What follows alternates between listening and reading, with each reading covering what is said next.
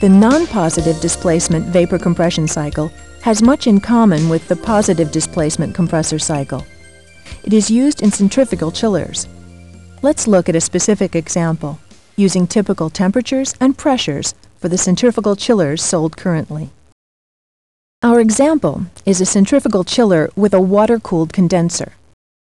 The system is charged with a high-pressure refrigerant, HFC 134A.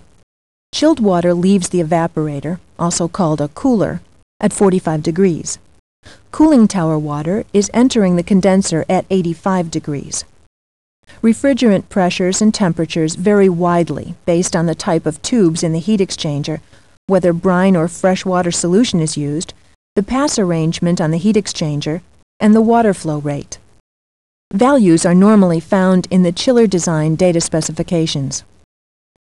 Let's start the cycle as liquid refrigerant flows into the evaporator, a flooded shell and tube heat exchanger with chilled water in the tubes and liquid refrigerant in the shell around the tubes.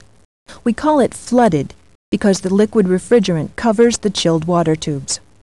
The centrifugal compressor continuously draws refrigerant vapor from the evaporator, maintaining evaporator pressure at 39 psig, which corresponds to a saturated evaporation temperature of 44 degrees. The 44-degree liquid refrigerant picks up heat from the chilled water flowing through the tubes, causing the refrigerant to evaporate and cooling the chilled water from 55 degrees to 45 degrees. This chilled water is distributed to fan coils, which cool, dehumidify, and filter the indoor air. There is very little superheat in the vapor leaving the flooded evaporator. The refrigerant vapor is drawn from the cooler or evaporator by the centrifugal compressor at the rate set by the inlet guide vanes. It is compressed to a pressure of about 120 psig, with a corresponding saturated condensing temperature of 98 degrees Fahrenheit, and then discharged into the condenser. This compression process adds some heat to the compressed vapor, superheating its temperature to about 120 degrees. In an actual building, this temperature may vary based on the load and the machine's refrigerant charge. The water-cooled condenser is a shell and tube heat exchanger similar to the evaporator. Cooling tower water at 85 degrees flows through the tubes, removing heat from the refrigerant vapor, causing it to condense on the outside of the tubes. Remember that the saturated condensing temperature of the refrigerant vapor is 98 degrees, causing heat to be transferred to the cooling tower water.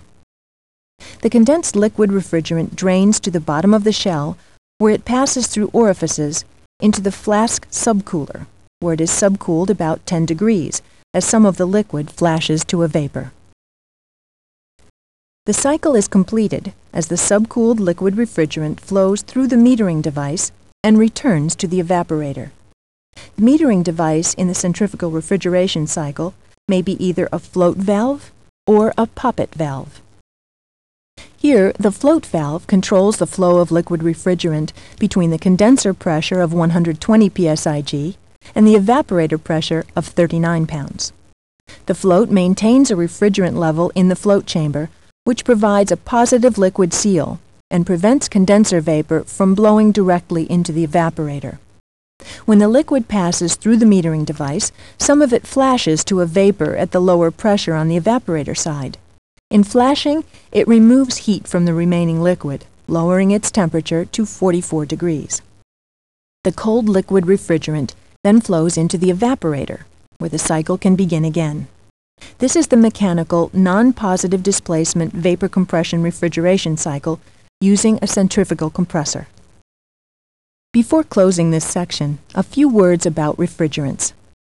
The HFC 134A used in our example is a high-pressure or positive pressure refrigerant. Low-pressure refrigerants can also be used in centrifugal refrigeration systems.